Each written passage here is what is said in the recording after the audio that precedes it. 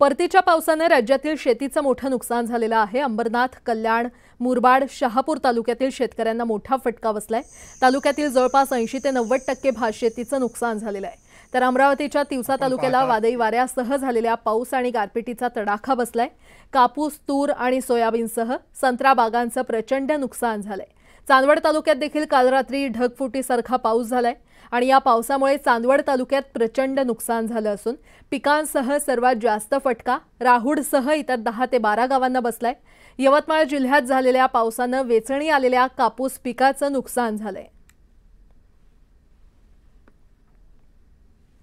तिकडे जालना जिल्ह्यामध्ये परतीच्या पावसानं पिकांचं मोठं नुकसान झालेलं आहे। गेल्या 2 दिवसांपासून झालेल्या पावसाने कापूस आणि सोयाबीनचं मोठं नुकसान केलंय, त्यामुळे बळीराजा हवालदिल झालेला आहे। या नुकसानीचे तात्काळ पंचनामे करून मदत देण्याची मागणी शेतकऱ्यांनी केली आहे।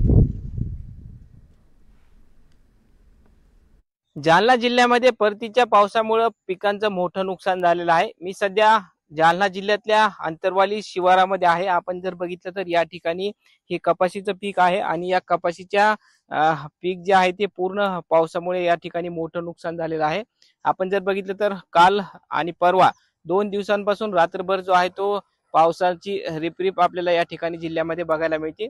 आणि आपण जर बघितलं तर हे कपाशीचं पीक आहे आणि या कापसाला पूर्ण जे आहे ते पूर्ण कापूस जो आहे तो या ठिकाणी पाण्याला भिजल्याचं आपल्याला या ठिकाणी बघायला मिळतं। आता हा कापूस जो आहे तो वेचणीच्या लायक नाहीये आणि त्यामुळे या सगळ्या शेतकरी बांधवांचं मोठं नुकसान जे आहे ते या ठिकाणी झालेलं आहे।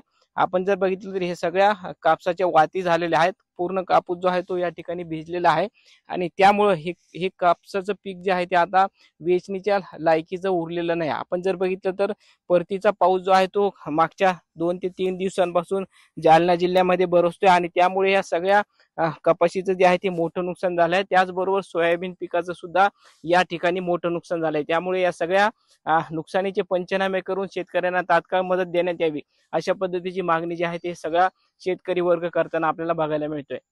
रवी जयस्वाल, न्यूज 18 लोकमत, जालना।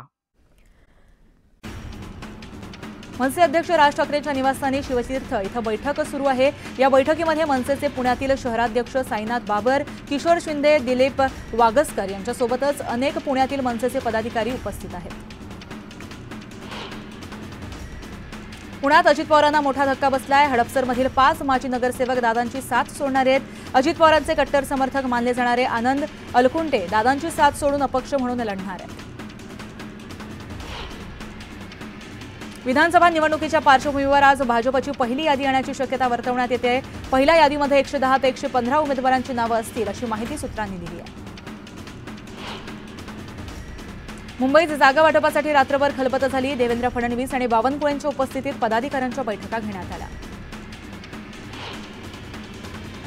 काँग्रेसच्या छाननी समितीची दुसरी बैठक आज दिल्लीमध्ये पार पडणार आहे। यावेळी महाराष्ट्रातील प्रमुख नेत्यांसह राज्य प्रभारी चिन्हितलाही उपस्थित राहणार आहेत। या बैठकीमध्ये जवळपास 83 जागांवरील तिढा सोडवण्याचा प्रयत्न केला जाणार आहे।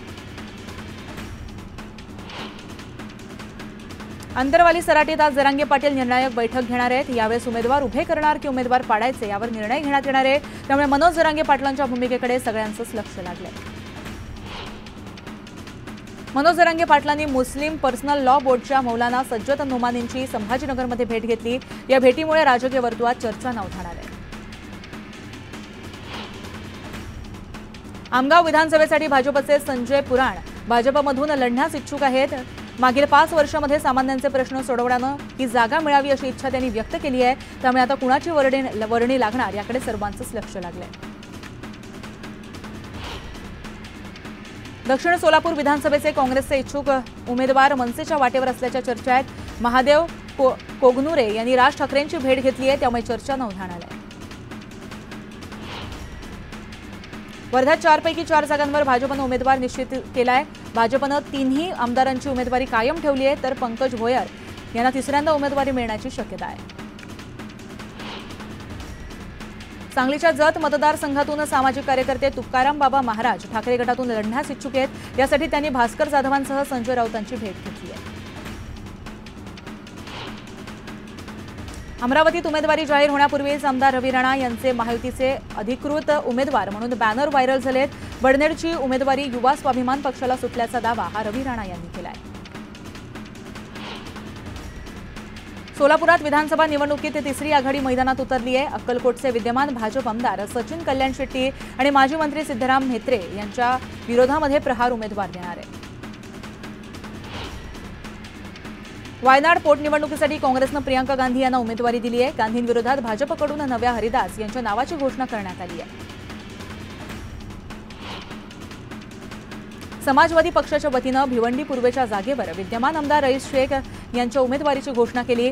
मात्र आता याच जागेवर ठाकरे गटानं दावा केलाय। रुपेश म्हात्रेंना उमेदवारी देण्यात यावी अशी मागणी त्यांनी केली आहे। तुळजापूर विधानसभेच्या जागेसाठी उमेदवारीवरून काँग्रेस पक्षामध्ये रस्सीखेच पाहायला मिळते। मधुकर चव्हाणांनंतर जिल्हाध्यक्ष धीरब पाटील हे देखील काँग्रेसकडून लढण्यास इच्छुक आहेत। त्यामुळे तुळजापुरामध्ये काँग्रेसची डोकेदुखी वाढणार आहे। अजित पवार गटातील माजी आमदार केपी पाटील यांनी संजय राऊतांची भेट घेतली। राधानगरी मतदारसंघ उभाटाला जाण्याची शक्यता असल्यानं त्यांनी भेट घेतल्याची माहिती समोर येते आहे। त्यामुळे केपी पाटील ठाकरे गटात प्रवेश करण्याची शक्यता आहे। आचारसंहिता सुरू असतानाही हिंगोलीच्या ग्रामीण भागामध्ये अनेक ठिकाणी इच्छुक उमेदवारांचे पोस्टर झळकलेत। संबंधितांवर कारवाई करण्याची मागणी केली जाते। नांदेडमध्ये भाजपला धक्का बसलाय। आमदार सुभाष साबणे यांनी भाजपला रामराम ठोकलाय। साबणे हे तिसऱ्या आघाडीकडून निवडणूक लढण्याची शक्यता आहे। शहापूर विधानसभेमध्ये महायुतीत वादाची ठिणगी पडली आहे। शहापुरात अजित पवार गटाला मदत करणार नाही अशी आक्रमक भूमिका भाजप कार्यकर्त्यांनी घेतली आहे। राष्ट्रवादीऐवजी भाजपला उमेदवारी द्यावी अशी मागणी करण्यात आली आहे। महाराष्ट्र बहुजन सन्मान पार्टी विधानसभेच्या निवडणूक स्वबळावर लढणार आहे। विधानसभेच्या किमान 100 जागा लढवणार अशी घोषणा मारुती केसकर यांनी केली आहे। विधानसभा निवडणुकीसाठी वंचितनं उमेदवार जाहीर करण्यात आघाडी घेतली आहे। सातारा जिल्ह्यातील कराड दक्षिणमधून संजय गाडे आणि कोरेगाव मतदारसंघात चंद्रकांत कांबळे यांना उमेदवारी दिली आहे। रत्नागिरी जिल्ह्यातील दापोली मुस्लिम समाजाचा जोरदार मेळावा पार पडला। विधानसभा निवडणुकीमध्ये योगेश कदम यांच्या पाठीशी हा समाज खंबीरपणे उभा राहील असा विश्वास यावेळी मुस्लिम समाजाच्या नेत्यांकडून देण्यात आला आहे।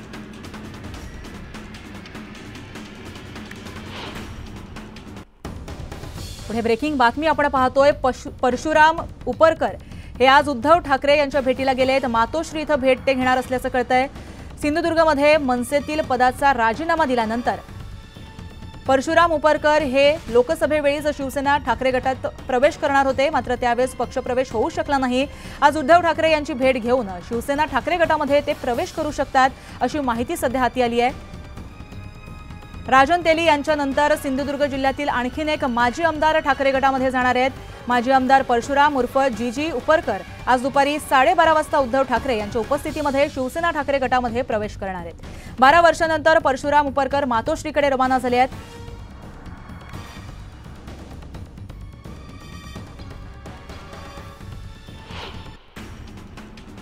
निवडणूक आयोग निवडणुकांच्या काळामध्ये आचारसंहितेमुळे लाडकी बहीण योजनेला बंदी घालणार हे माहीत असल्यामुळे आम्ही अगोदरच 1 महिन्याचे आगाऊ पैसे महिलांच्या खात्यात जमा केले असं वक्तव्य वळसे पाटलांनी केलंय। शरद पवार साहेबांना सोडायचा प्रश्नच येत नाही। बऱ्याच लोकांना आतल्या गोष्टी फारशा माहीत नसतात। आम्ही दुसऱ्या पक्षात गेलो नाही, आमचा पक्ष तोच आहे, आम्ही फक्त सरकारमध्ये गेलोय असं म्हणत वळसे पाटील यांनी मोठा गौप्यस्फोट केलाय। कोको कोला कंपनी खेडमध्ये योगेश कदम यांनी आणली। आदित्य ठाकरे यांची नक्कल करत टुणूक टुणूक पिल्लू असा उल्लेख करत रामदास कदम यांनी आदित्य ठाकरे यांची खिल्ली उडवली आहे। रत्नागिरीत योगेश कदमांनी जोरदार शक्ती प्रदर्शन केलंय। युवा सैनिकांचा राजकीय फायद्यासाठी वापर होऊ देणार नाही, पूर्वी कुणीतरी भाषणे करून श्रेय घेऊन जायचं अशी टीका आमदार योगेश कदमांनी आदित्य ठाकरेंवर केली आहे।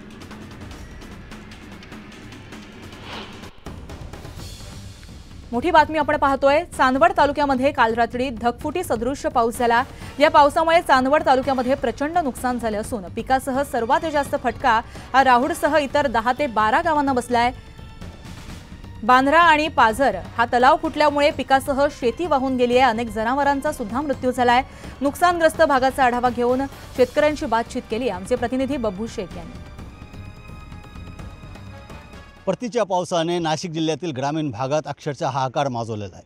सर्वात जास्त फटका हा जो आहे चांदवड तालुक्यात बसलेला आहे, विशेषतः राहुळघाट आणि या भागात तर बंधारे फुटले आणि त्याच्यामुळे जी शेती आहे वाहून गेली, खरडून गेलेली आपण बघू शकतो का इथे पिकं होते ते वाहून गेलेले आहे आणि विशेष म्हणजे या पावसामुळे अनेक जनावरांचा मृत्यू देखील झालेला आहे, झाडे कोसळलेली आहे, घरं वाहून गेलेली आहे, माणसांची जीवितहानी झाली नसली तरी पशुहानी झालेली आहे, जनावरांचा मृत्यू झालेला आहे। त्याच्यामुळे आमचे जवळजवळ 9 गाई बैल गाई मरून गेल्या, काही शेळ्या वाहून गेल्या, बकऱ्या।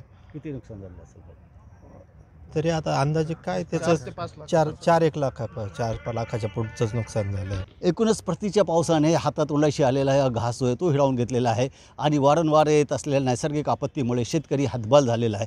मायबाप सरकारने तातडीने पंचनामे करून मदत करावी अशी मागणी शेतकरी वर्ग करत आहे। बबू शेख, न्यूज 18 लोकमत, राहुळ, चांदवड।